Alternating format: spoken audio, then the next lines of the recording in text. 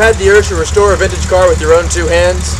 Tried to do that and realized you know absolutely nothing about old cars? Are you frustrated, angry, and just plain ready to give up on life? Are you tired of being this guy? Now you don't have to be with On the Road to El Dorado, brought to you by the experts at Rusty Gold Restoration. Take it from the guys who know it best. If you want to do it yourself, but still need a little help, then our instruction manual is just for you. Here are a few things you will find in our book of magical mechanical knowledge. One of the first steps in doing a restoration of a vintage car is to get yourself a copy of one of the owner's manuals for the car. Here we've got one for this particular car here, as well as a manual for the carburetors for this car. These have a lot of information that is relevant to the car and can be very useful as a supplement to our manual. Quickly, come over here. We can watch a mechanic in his actual element working on a car right now. Come on, come on. It's very dangerous. Don't get too close. But if we watch, we'll learn a lot. Over this way. Look at him. Look at the concentration. Not breaking any sweats. He just knows what's up. Fixing his car. Tuning up his baby. It's a beautiful sight. Beautiful sight that is. Nothing more natural.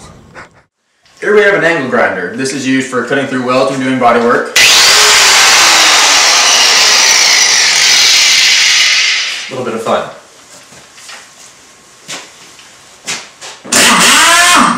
This is an impact wrench. It's used for removing lug nuts and impersonating James Bond.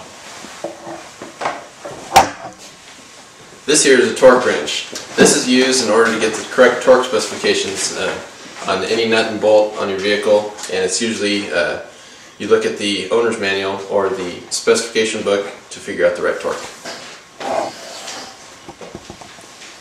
This here is a body dolly. It's used for shaping fenders and pretty much any type of body work needed.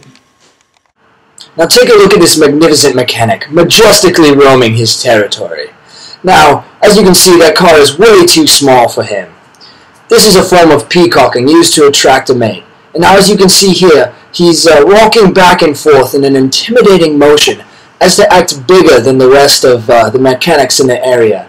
Now, you see, with this motion, it really gets them going. They like to see the wheels spin and the tires rotating. It's just great for mating. In the engine section of the Rusty Gold Restorations manual, you'll find description of the engine, how to remove it, and general tips on what to do to take the engine out and installation. So to start with, notice we have everything removed around the engine. The cab, the front fenders, and the front core support are all gone. So in this case we have our engine crane, as you can see, and our engine chain holding the engine. So this engine is ready to be removed. So all you got to do is have someone lift up on the arm on the jack.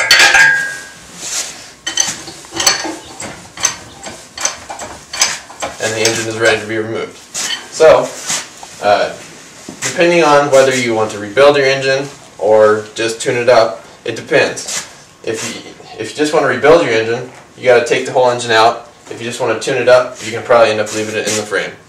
So, if you have any more questions, refer to the manual. Quick, come look over here. He's found a mate. Now careful. Careful, Watch as the intricate mating dance of two mechanics. Here we've got a 6-cylinder engine from a BMW, and this is what the engine will probably look like when you get the car first and decide to do your restoration. Come this way. Before you do anything with the engine, you're going to have to do a lot of removal of hoses and these kinds of things. Disconnect the hose from the radiator. You probably want to take off the carburetors and make your job a little easier. You can take off anything that's not going to come with the engine when you do the rebuild or the tune. You're going to want to remove from the engine and then from the car and the engine bay itself.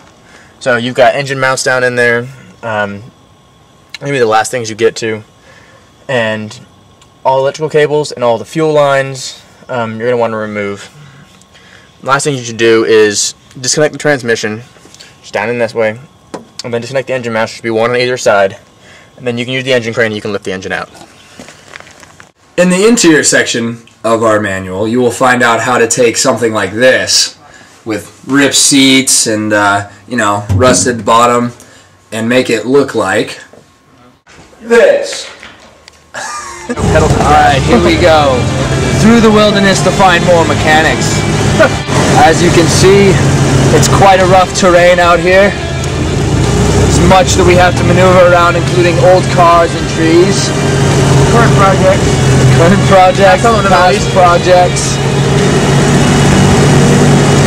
You know, as we come around the side of the house, it looks like there's some newer cars out front, which they like to keep out here.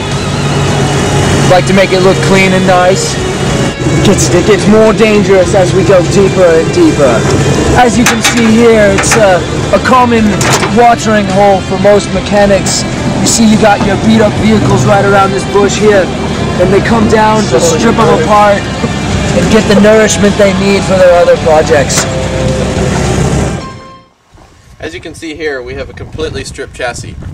In this case, we have what is known as leaf springs, which is the type of suspension. As you can see here, this is the whole rear end from a car. This is what kind of drivetrain they use. And in the front there, you can see it's just a standard front end. Nothing special, just uses leaf springs. It's important next, once the body is stripped from the chassis, to either sand or sandblast the frame and paint it to the correct color or whatever you'd like. And also, one of the next steps is to restore the drivetrain, because that is what the main key to your car is. Otherwise, you would not be able to move anywhere. Other than that, refer to our manual, and any questions, contact the company. Okay, so we've made it to the watering hole of the average mechanic. As you can see here, there's plenty of parts now. Oh, we're just so lucky to have two mechanics checking everything out they want. Now look at them. You can't disturb them in their natural habitat or else they'll get very, very angry. But as you can see, they're checking out the parts, seeing what else they can do. Oh, crikey, they've spotted us. Go, we're gonna have to get out of here. Let's go, let's go. Here we have a paint gun. If you refer to the paint and bodywork section in our manual, you will see how what the process is painting the car. Here are a few quick tips on getting your paint gun ready and mixing your paint. First, here we have our paint gun. As you can see, the canister you can take off and fill with paint. You want to make sure your spray nozzle is always clean. So in this case, you can take it off, clean it with some paint thinner, and you're ready to go. With the paint can, you also want to make sure this is clean as well. When you mix the paint, you're going to mix the paint beforehand and then pour into here. Always want to use a filter so you don't clog your paint gun. In this case, we just have some red paint here. But if you refer to our manual, you'll be ready to go and paint your car. Okay, so now you see the mechanic needs help, so he's calling on his fellow pack. As you see, he's by himself out here, not in his element, but he needs to still work on the car. So as you can see, zoom in over there, you can see him calling for help. And now this is a very delicate process, because if he can't get help from his fellow pack, it's just not going to work out. He's going to have to go and find another pack to help him fix his car. Now, as you can see, he's communicating, and that's the mechanic's way of saying, I'll be right there. So, if you're going to be doing your own bodywork, you need to have a welder, like this one right here. It's a little MIG welder made by Lincoln Electric. And basics of welding, you need to ground the part you're going to be welding. This is the ground clip. And then this is what you'll be using to weld. It's called the gun often. Pull the trigger and wire comes out. That's what you're going to use to weld. Every piece you're going to welding is going to be different. You can adjust the amps, so the power of the welder, and the wire speed, so how fast you're going to be welding. And for each piece you're going to weld, you're going to need to know the gauge of the metal, which is how thick it is. And then most come with a little cheat sheet here with feed speeds and powers for any particular gauge of metal you're going to be welding. So be sure to cross-reference what you're going to be welding with the manufacturer's recommended speed and power before you start the job. What we have here is the electrical system of the car. These leads here coming from the main cabin are connected to this, which is known as the wiring harness. It is usually found under the dash. You can learn how to deal with this in the electrical section of our manual. This manual is every do-it-yourselfer's dream. Now you too can reap the benefits of restoring a vintage vehicle yourself using our manual and become another satisfied customer. Act today. Come on down to the shop or call us on the phone and reserve your copy of our manual today. You like the way your car looks. We guarantee it. Crikey, I just ran from those mechanics. In fact, my cameraman's dead. I'm stuck up here in this tree, really trying not to get caught. Cameraman got hit in the head by one of the wrenches they threw. They're really mad at us for imposing on their territory. Now, oh God, I think I can hear him now. I got it. Oh God, I gotta get out of here. I gotta get out of here.